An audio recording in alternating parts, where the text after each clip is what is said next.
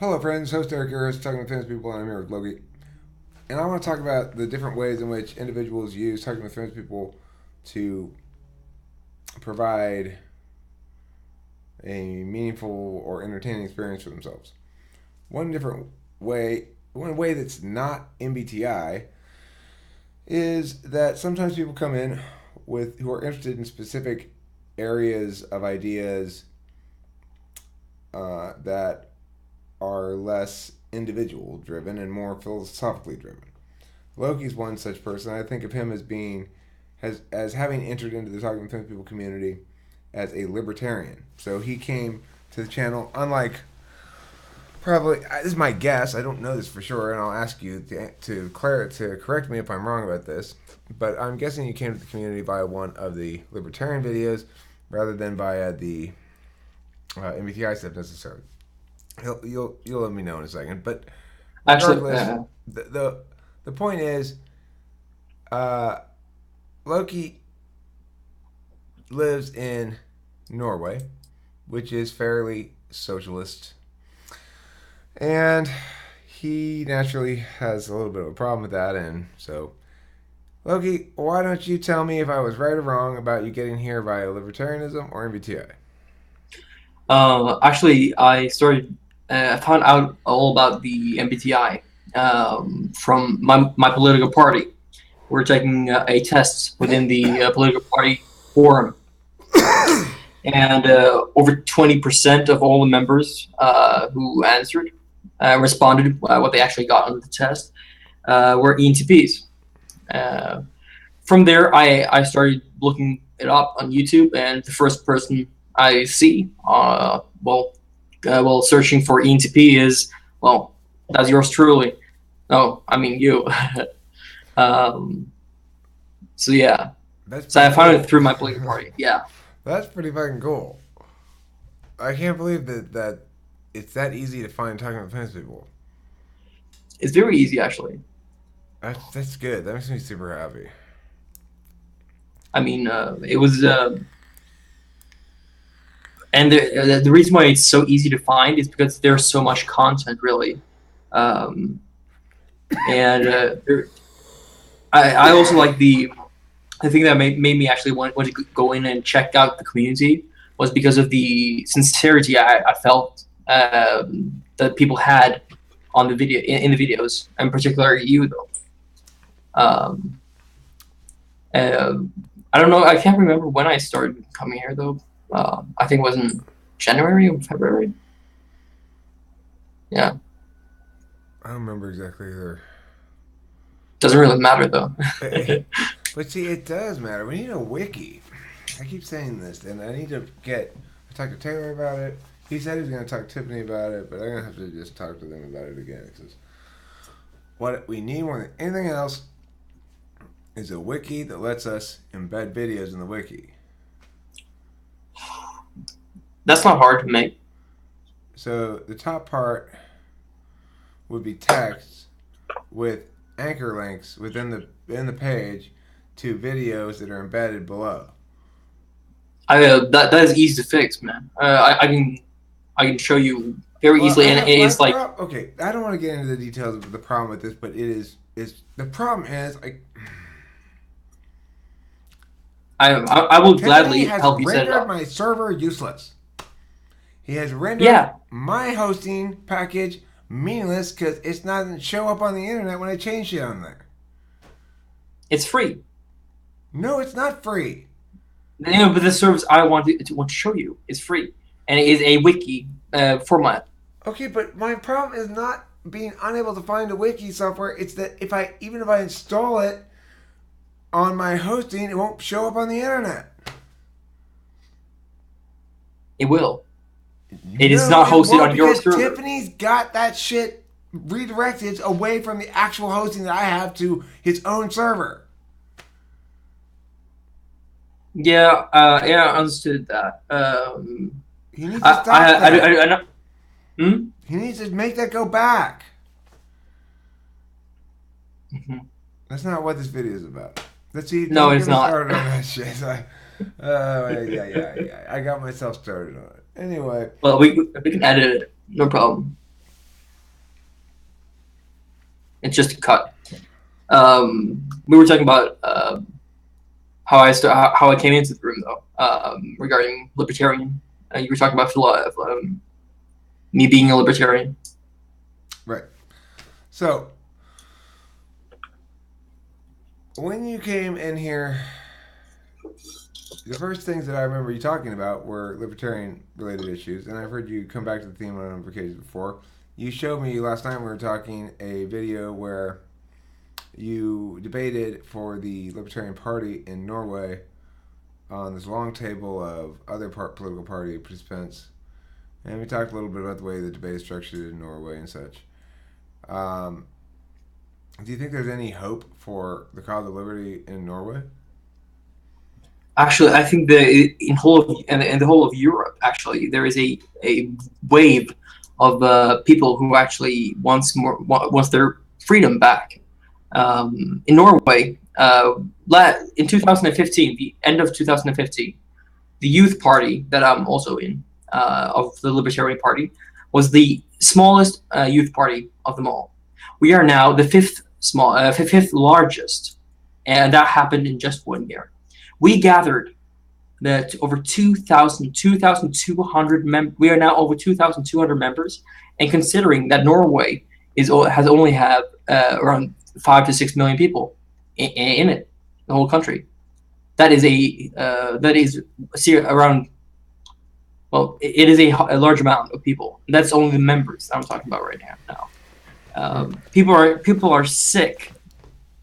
People are getting sick of all the taxes that are poured down upon us. People are tired of politicians lying to them, and people are tired of being having their liberties stricken from them. And we feel, a lot of people feel that we are being used as cattle to fund this socialist fantasy dream world that they have created.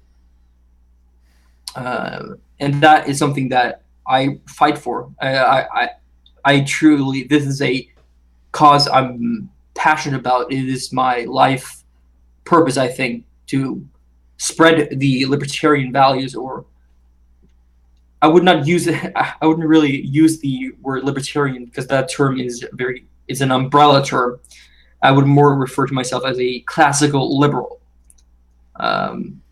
which goes under the libertarian term. So what would you think the distinction would be? Well, the distinction is that a libertarian, it has, if you look at the libertarian party in the United States right now, right? You will see that the values that they hold is very, very spread. There's a lot of different fractions in the political party, and so is it in the Republican Party and in the Democrat Party, right? And the reason why they are calling themselves a libertarian in the modern time now is simply because the Democrats, or so-called liberals, have bastardized the word liberal. Liberal actually means to liberate. I mean, it's a cause for liberation, and not the force, the use of force that you can see today, where they actually are socialists, but they call themselves liberals. That was maybe a bit off topic, but I think it was. It's an important thing to get across. Okay, so I'm gonna go. How much hope do you have for actually seeing any change in the size and scope of the state? I understand what you're saying. You see hope for the growth of the party and the hope for the movement in general as being promising, but how much hope do you have for actually seeing change in policy? I do not believe that it will happen. I do not believe there will be drastic changes in the next 10 or maybe 15 years. I think that this is going to be a slow process because people are afraid of what they don't know. People are afraid of the unknown. and people and they have been told from they were a child in the public school system that everybody is forced to go to. They are being told that the government is just there to protect them. That's at least what they told me, and that without the government, we would a large government, would end up like maybe as an example like the Jews. Maybe I remember vividly being shown pictures when I was 6 years old about the with wheelbarrow barrels with stacks upon stacks of dead Jews, and that there were a lot of propaganda, to say the least. Um, What were you supposed to take away from that? Looking at those pictures. no, from what like at least my how my teacher taught me, and how I've interpreted it, it was more of a propaganda that without a strong government, like a big government, that we would be helpless towards these invaders and stuff, and people to attack us, and that would end up. That's how I interpreted it as a child during these lessons, and it's been with me ever since. Um, so um, yeah, um, That's interesting. Well, I think as the world progresses forward, the issue may become moot if the people successfully master a government-proof cryptocurrency. Then sooner or later, government revenue will dry up entirely as all transactions begin to be done via this untraceable cryptocurrency, except for a few government enthralled avenues of commerce, which are throttled to stop um, by regulatory and taxing and stuff like that, regulations and stuff like that. it's very interesting that you're saying mentioning mentioning cryptocurrency and stuff like that, because currently there is a huge movement in the lobbyism field, though, that is all working for eradicating all cash from the people. They do not want any more cash in the public anymore. They all want it only to be digital, in the form of using official banks and stuff like that, so things can be easily traced. Because and their argument is that, well, there's a lot of people who use cash for illegal transactions, but still this will also open up the door for people to be tracked and tracked in a way that is a violation of their privacy, I would say. Um, and I'm a huge believer in cryptocurrency, and even though that like Bitcoin, every transaction is public. Everybody can see what account sends. Everybody can see all transactions being done through Bitcoin. It's public. The thing is, though, it's anonymous. It's all encrypted, and people don't know who the person behind each account is. So I'm all for that. But today we fight another battle here, at least here in my country, and that is to still keep the cash currency. Or look, the thing is, Bitcoin's inadequate for precisely the reason you say. It ought not maintain its integrity by a transaction record, because that's not what currency ought to do, right? You don't want your dollar bills to say where they've been before. Mm-hmm. You don't want your dollar bill to look at it and it goes, I was used 2 weeks ago in a stripper's panties or something, right? You just want your dollar bill to be fungible and non-retentive of data. So the key is which cryptocurrency is going to do that, because that's the one that's going to win. You need one that functions just like a gold coin. It retains its value. It is The gold neutral. value, It's gold standard. just a lump of gold. I have this. I want to sell it. There's no way to trace it to anything. It is totally fungible.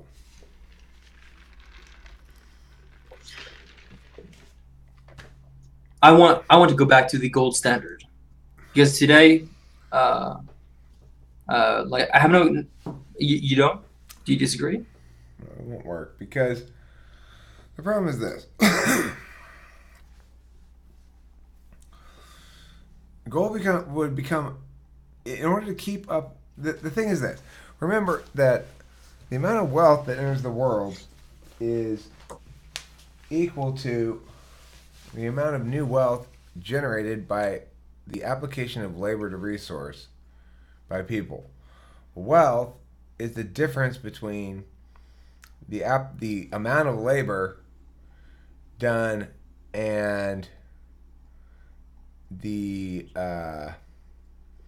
relationship between the amount of labor done and the utility of the outcome to others. So that relationship in there determines the amount of wealth that something generates.